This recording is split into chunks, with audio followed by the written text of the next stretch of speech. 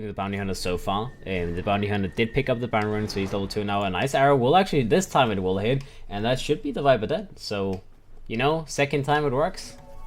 The bounty's being like, I'm not sure who to blame, but the Viper shouldn't be in a position to get caught out by that if the bounty's checking runes. They need to be like really disciplined about that, because that's how they lose this lane.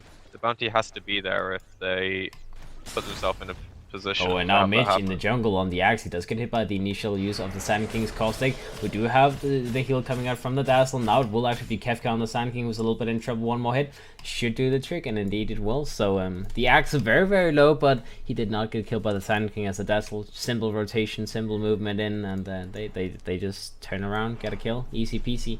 And on the mid lane we do have the Viper. Once again he gets hit by that combo, so... I mean, the first one, it looked beautiful, and then it didn't hit, but I guess will be scouted out. He will be found. Astral will be used. They will actually go for the combo once again. They will shoot it out, and they will hit it. He took the arrow right inside of him. Yep, drop down from space into an arrow.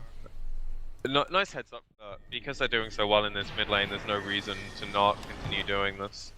Yeah, like now Milan on the boundary. Oh, he got hit by the astral damage and double star storm. Well, he got hit by 2 of the star storms, so you know, double star storm. And yep, that's smoke movement. Trying to spot out the axe. They don't find him, but they may find someone else. As the Viper is here, Kefka goes in, hits him once. Burrow strikes, arrow, epicenter, and Viper is very, very, very dead. And now LeBron, he actually, yeah, he showed the shadow wave. I guess he wanted to grave him, but I'm pretty sure that situation was like confirmed. You're not gonna save him, so showing the shadow wave and just giving them another kill was probably not the play. But either way that happens, OD dropping very low. The Sand King may give up his life. He does stun up the Milan, and now he gets hit by that little. Ooh, okay, waveform. Morphling will be taking down the Milan with a Ginada hit, just you know slowing Sand King enough to kill him, and going to shadows after that, right? I mean, there is no ET, but point still stands. Can still do it.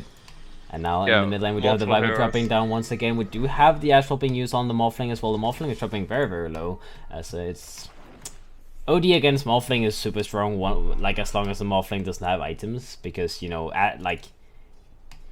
the way Morphling is good is when he has mana so he can more strength. But, you know, pure damage plus you lose intelligence is just... a lot of damage being done to the Morphling, and now Morphling will have to wait from away. We do have Mitch going for the taunt. It's only that one taunt though, so it doesn't last for too long, and he will slowly be killed as this OD with haste. He doesn't really care too much. The Astral will be used, and this Astral max, like, normally you see the Astral being like the last thing you would ever sclub on an OD, like in the old days when OD was popular, but this Astral max is doing so much work. Like, it's a low cooldown, it does a lot of burst, and you know, in this situation where you're like pretty much fighting 3-on-3, you know, Astral one, kill another one. That's about it.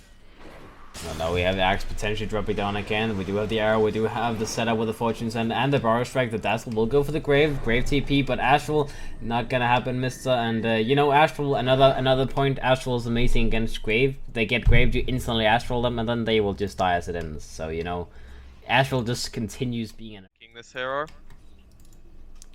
You know, you asked for it. He's even going for the max, so he's going for like the old school. I'm a what's it called, range creep. He actually will be a range creep though. He will be a range creep with a mech in like 5 minutes if you can finish it.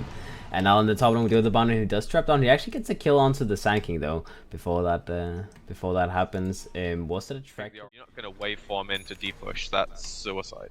Yeah, like the only like ranged damage you can do is actually, you know, track plus shuriken, but that can just be purged off. They do get the kill onto the bounty hunter. That's nice blink in from Mitch. They get a blink, they get a kill onto the Oracle, they get a kill onto the Mirana. So that blink timing came right as they needed it, I guess. But the Sand King will now move in. He gets a kill onto the axe, so 2 for 2 so far. The OD will drop down in the backlines. He does self-astral, he does have the ultimate available as well. He should pop it.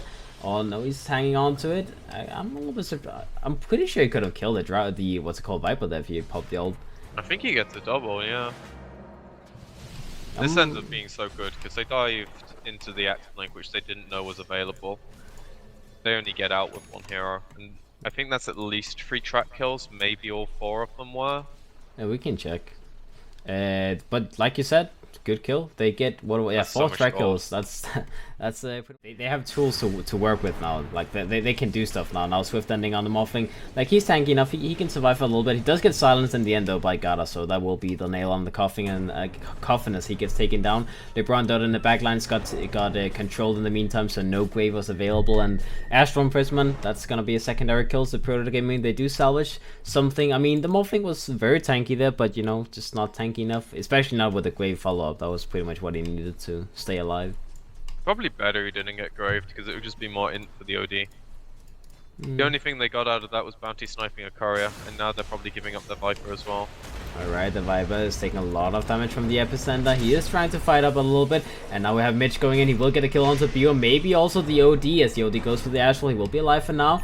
We do have the Bounty Hunter going a little bit sneakily around. Mitch will be taken down as the arrow once again hits. They've been pretty good with those arrows so far, with the Astral as well. They've been timing it pretty well. Like you said, you know, they missed the first. They missed the first one, and that's pretty much the only one they've ever missed. Yeah. Something actually gets found by the Sentry Ward, and that is a very quick reaction with the arrow. They should be able to get the kill. Maybe they don't have. Yeah, no. Oh, he walks back into the Sentry. Oh. Nice damage from the balanced Agonist. 3 stars on wards. Wards normally get dewarded. Okay, we do have the axe going in onto the Marana. Maybe getting a quick pick off here. Will go for the ultimate there. The false balance was actually used, but a little bit too late as he was already low enough for the kill threshold. Now the axe will be graved up, so he will be fine for now. The Astral Imprisonment will be used on him, so he will drop down as it ends. 1-for-1 trade so far. In the meantime, we do have the buyback coming out from the axe. We do have the Sand King burrowing in. Milan will be hit. The Bounty Hunter is doing as well. He's getting control very nicely as Come With Me will go very deep. Grey will be used onto the Viper. He will be fine for now, but that's a lot of damage. Mitch will be dropping down as even the Sanity's Eclipse will be committed for that kill. A little bit overkill perhaps, but don't do any damage, and you like all you do is mitigate some damage. But if you can't kill the enemy team, like what does it matter, right? It doesn't. No. Oh, and range sweep status has been re-achieved.